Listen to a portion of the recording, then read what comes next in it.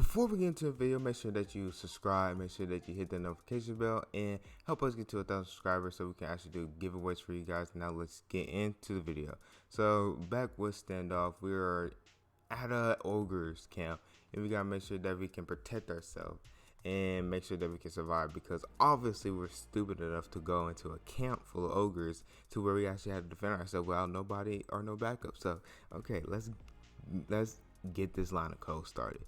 So we have to use an if statement. Now with the if statement, it's just making it to where, okay, if it is ready, or if you do this, you do that, then another line of code is executed. So with this one, we're going to put if hero dot is ready.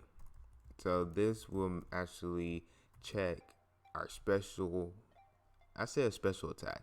It's going to check if our special attack is ready. So then we want to put in quotations, cleave.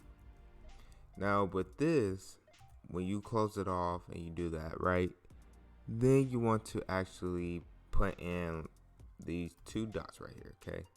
So then after you put those in, we want to put in hero.cleave, not attack, cleave, and then you put in enemy. When you do that, that means when it's ready, your hero will